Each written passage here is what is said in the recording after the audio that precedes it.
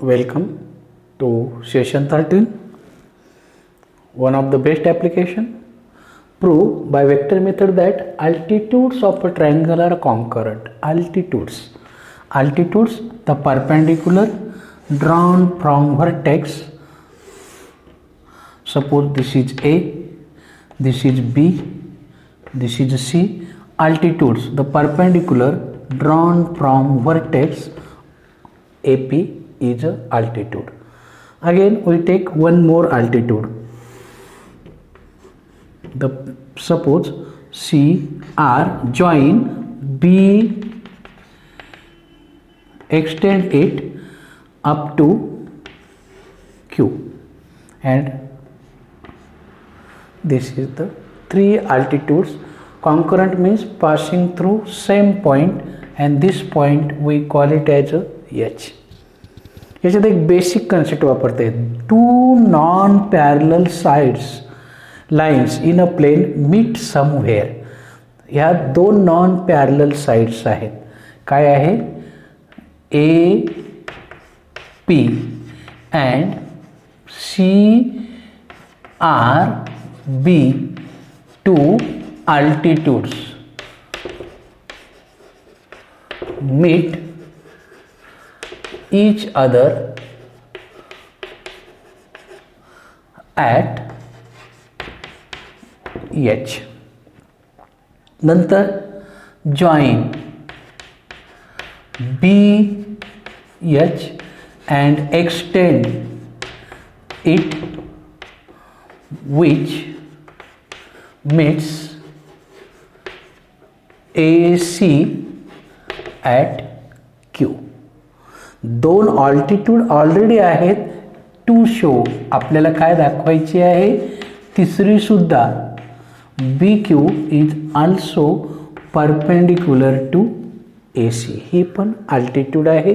हे प्रूव्ह करायचं आहे. दोन अल्टिट्यूड एकमेकांना घेतात. नाव आता त्याच्यासाठी काय केलं? पोझिशन वेक्टर मानले, पण ओरिजिन कोण घेतला? H as the origin. Now let H A bar equal to say A bar, then H B bar equal to B bar and H C bar equal to C bar. B position vectors.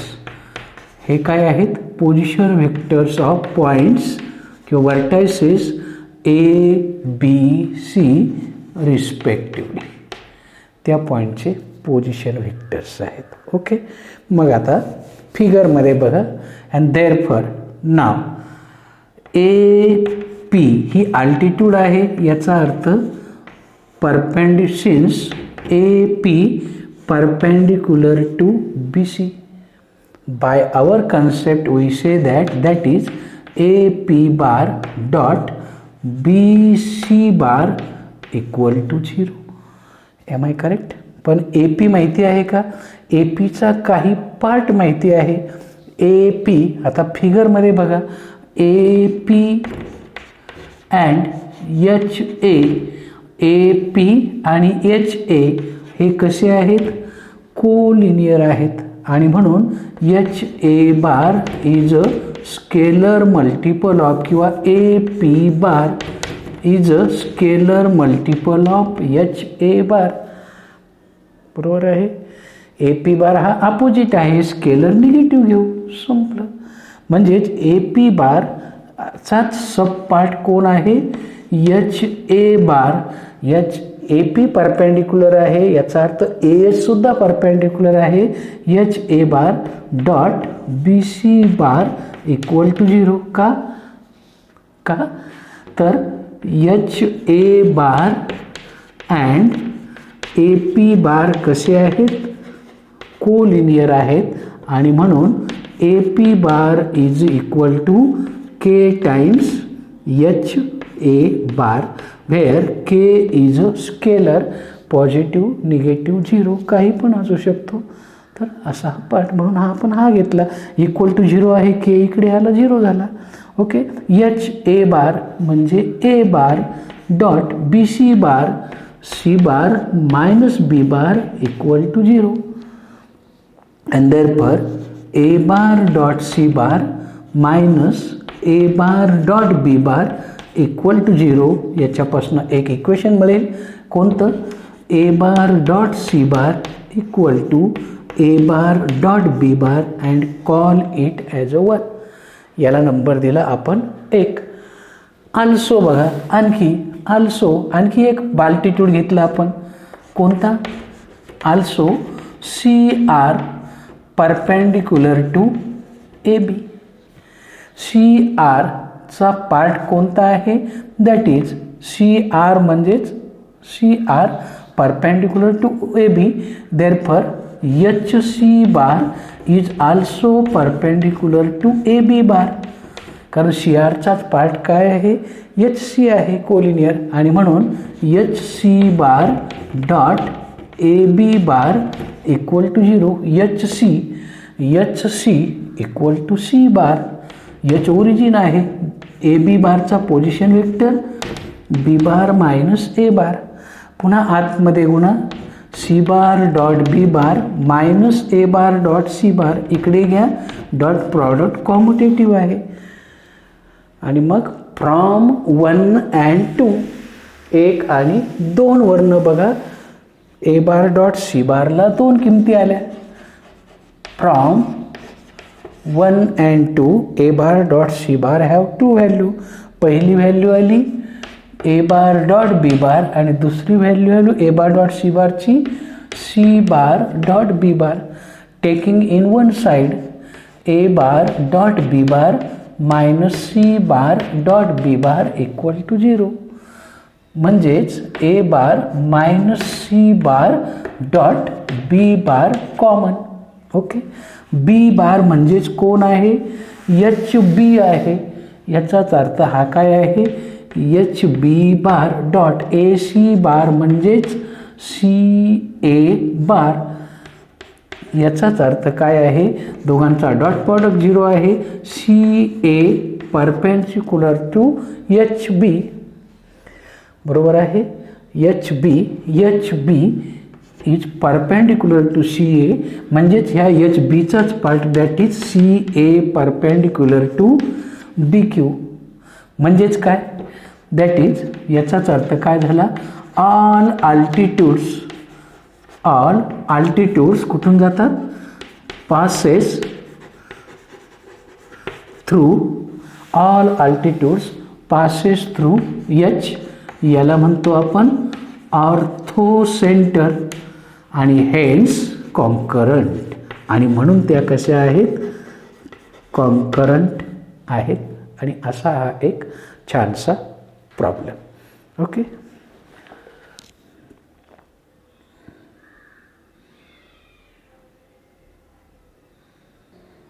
One more, prove that perpendicular bisectors of the sides of a triangle are concurrent.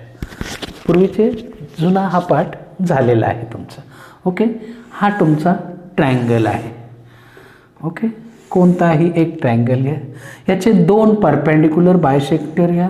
Perpendicular आणि bisector. समजा हा D आहे mid point, हा या साईडचा mid point आहे E आणि हा या साईडचा मिड पॉईंट आहे F. Suppose this is our triangle. मग perpendicular bisector, suppose perpendicular bisector of B C and A E, हा समजा परपेंडिक्युलर आहे. Meet is somewhere, call it as a O. Okay.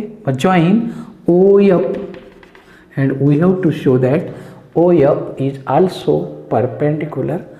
म्हणजे तिन्ही ओरिजिनमधून जातात आणि हेन्स कॉन्करंट हा कन्सेप्ट आहे. ओके. लेट काय केलं त्याच्यासाठी अगोदर बायसेक्ट करणारे पॉईंट घ्यावे लागतील. डी ई अँड एफ हे काय आहेत? मिड पॉईंट्स ऑफ साइड्स कोणकोणत्या? B C, C A and A B respectively.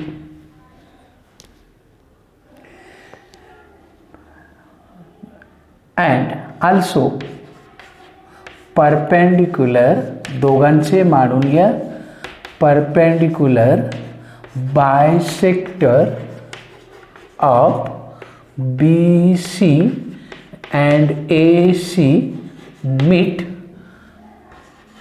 at some point, say O. Okay, and therefore हे एकमेकांना इंटरसेक्ट करतील कुठं, कुठल्या तरी एका पॉईंटला O. नंतर मी काय केलं, जॉईन OF, आणि आपल्याला काय दाखवायचं आहे, to show OF is perpendicular to AB हे दाखवायचं आहे. त्याच्यासाठी काय केलं, त्याच्यासाठी let OA bar equal to A bar, OB bar equal to B bar, OC bar equal to C bar, OD bar equal to D bar, कारण mid point दिलेले आहेत, OE bar equal to E bar आणि OF bar equal to F bar. हे काय मानलेत मी, position vectors of given points A, B, A, B, C, D, E and F respectively. Okay, सगळ्यांचे position, आता हा ओरिजिन मानला त्याच्यामुळे O पासून निघणारे सगळे, हा याचा पोझिशन वेक्टर, बीचा पोझिशन वेक्टर, सीचा पोझिशन वेक्टर, डीचा पोझिशन वेक्टर, ईचा पोझिशन वेक्टर आणि एफचा पोझिशन वेक्टर. मग सिन्स डी, ई आणि एफ हे काय आहेत, मिड पॉईंट्स आहेत, and therefore by mid point formula D bar equal to काय माहिती आहे ना, B bar plus C bar upon two, E bar equal to C bar plus A bar upon two, and F bar equal to कोणचे mid point आहे त्यांचं mid पॉईंटचा formula. Call it number 1. Am I correct. फक्त आत्तापर्यंत construction केलं, याच्या पुढे बघा. मग इथं आपण म्हटलेलं आहे काय की परपेंडिक्युलर बायसेक्टर ऑफ BC म्हणजेच काय, since also OD is perpendicular to BC. मानलेलं आहे आपण परपेंडिक्युलर बायसेक्टर एकमेकांना O मध्ये इंटरसेक्ट करतात, याचाच अर्थ हे दोन वेक्टर परपेंडिक्युलर आहे. मग या दोघांचा डॉट प्रॉडक्ट काय यायला पाहिजे, 0. पण OD बार म्हणजेच D bar dot BC bar C bar minus B bar equal to 0.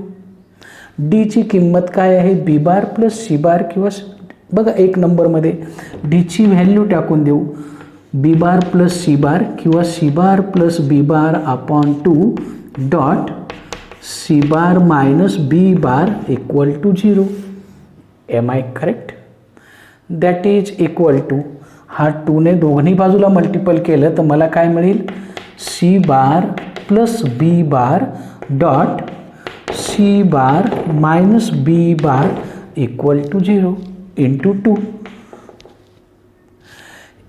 Dot product C bar dot C bar mod C square minus C bar dot B bar plus B bar dot B bar minus B bar dot B bar mod B square. Dot product commutative आहे, commutative असल्यामुळे B bar dot C bar is same as C bar dot B bar, म्हणजे हा 0 होऊन जाईल आणि काय राहील, mod C square minus mod B square equal to 0.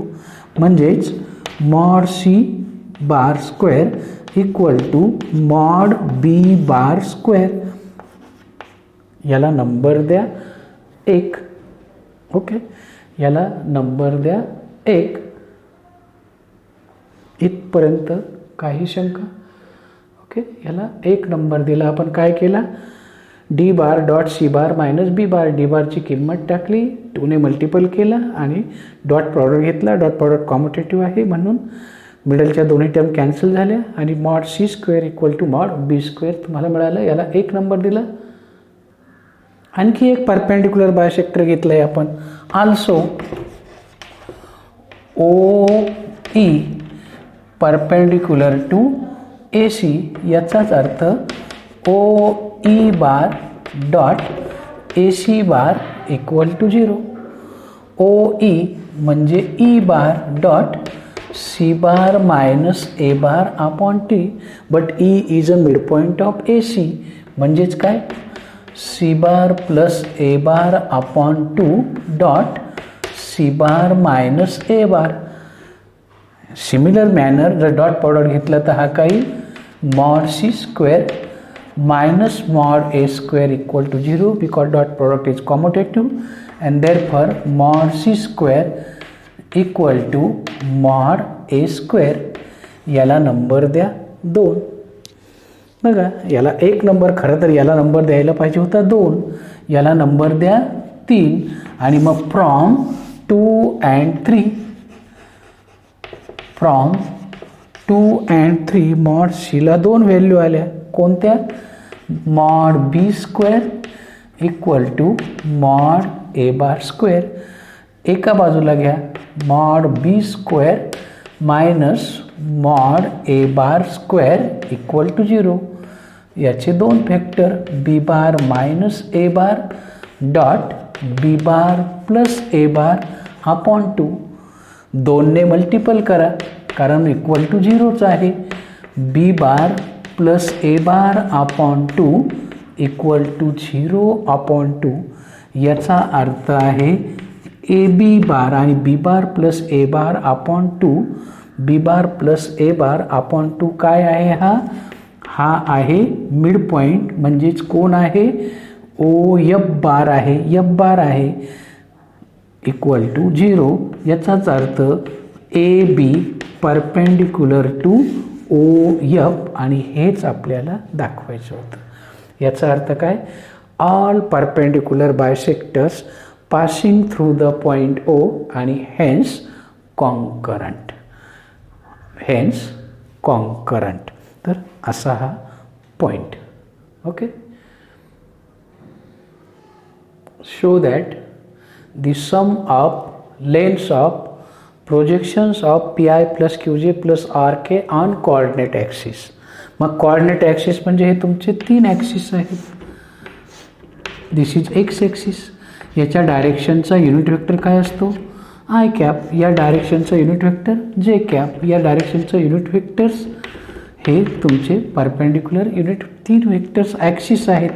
X Y Z त्यांचे युनिट वेक्टर आहे.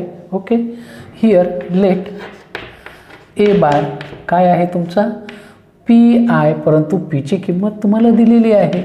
मग तुम्ही असं घेईल Q 3J R 4K be given vector and therefore projection of A bar on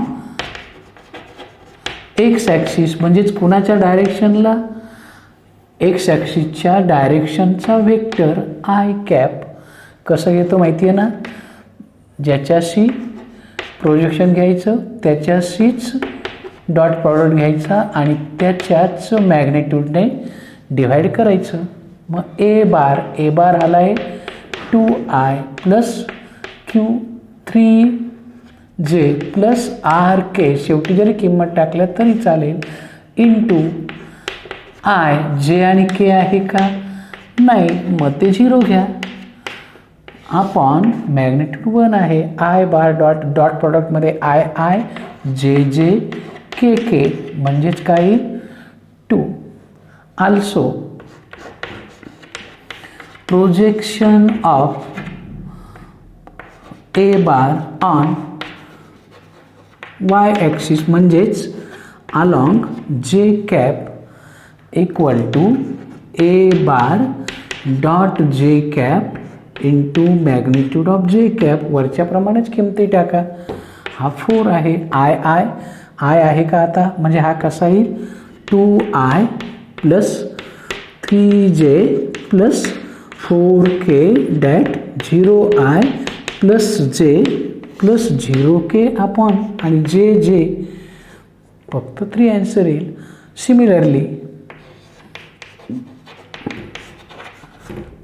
projection similarly projection of a bar on k cap equal to a bar dot k cap upon magnitude of k cap, and which is equal to 4, and therefore sum of projections equal to 2 plus 3 plus 4, and which is equal to 9, and hence your answer. आणि असा हा आपला problem, संपले problem. Okay.